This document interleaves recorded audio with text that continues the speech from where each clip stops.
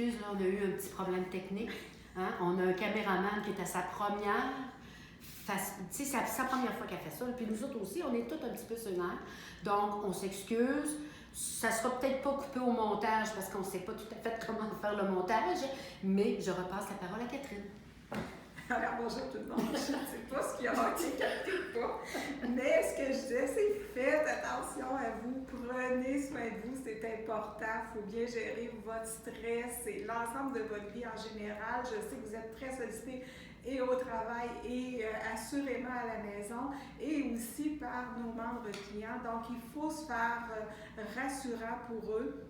Ils sont inquiets, c'est normal, c'est la situation qui fait exceptionnelle qu'on vit qui fait qu'ils sont comme ça, mais il faut vraiment rester calme puis faire attention à vous et à eux. Donc, beaucoup de bienveillance et de bienveillance entre les collègues aussi. Autre chose que je voulais vous dire, c'est qu'au niveau de la conformité, il n'y en a pas de mesure d'allègement. Donc, j'ai vérifié avec Vincent, il n'y a pas de mesure d'allègement. Donc, il faut s'assurer que ce qu'on fait, c'est dans les règles de l'art, puis qu'on continue de suivre les règles de conformité. Et pour pas que, par exemple, qu'on autorise une transaction de rachat de fonds, puis que finalement, la cliente n'a pas signé, mais elle veut plus racheter parce que ça a trop baissé. Exemple, donc, on continue de bien suivre nos règles de conformité.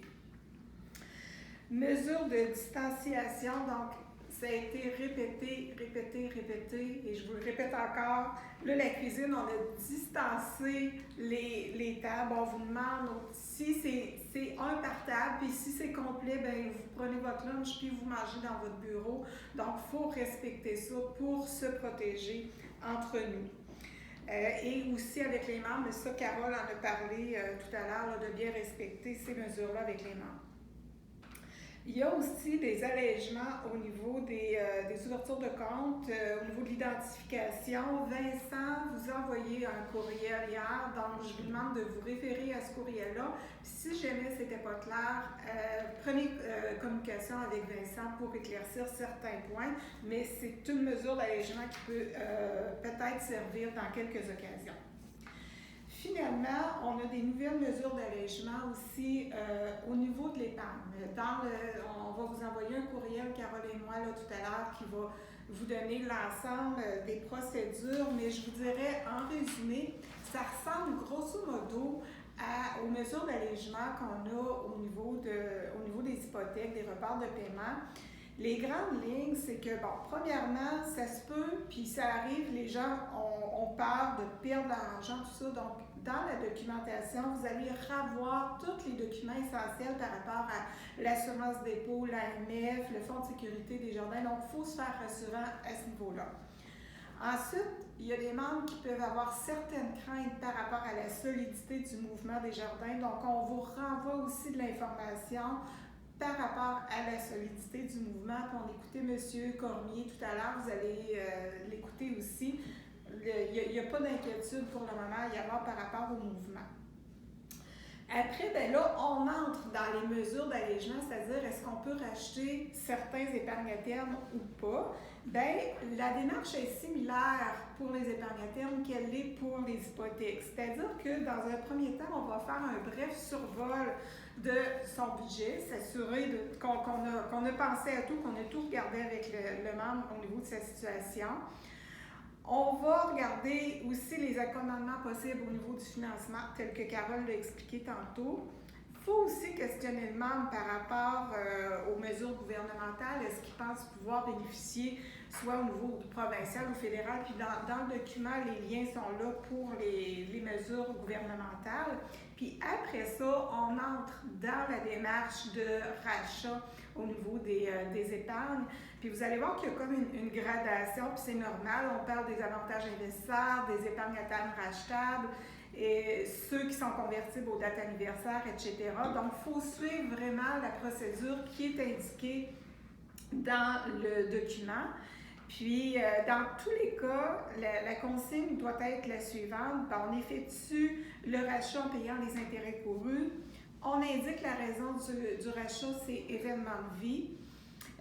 On respecte les règles en vigueur pour chacun des régimes, puis il faut expliquer les impacts fiscaux. Fait que s'il y en a qui décident d'aller racheter des épargnes à terme dans des REER, on sait que ça a un impact fiscal, le retrait. Il faut prendre le temps de l'expliquer aux membres, là, puis de faire le tour de sa situation avec lui. Les frais de rachat, il n'y a pas de frais de retrait pour les régimes impositions différées de 50 plus taxes, là, il n'y a pas ça. Puis on vous demande de bien documenter gestion des notes. Et ce qu'on se rajoute pour notre caisse, Carole parlait tout à l'heure d'un registre au niveau de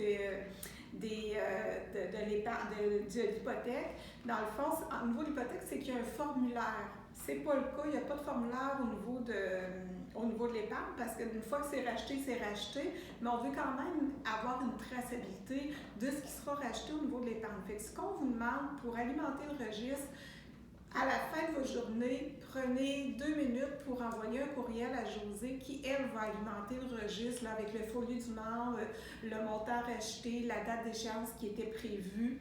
Donc, ces informations-là à Josée pour qu'on puisse se tenir un registre.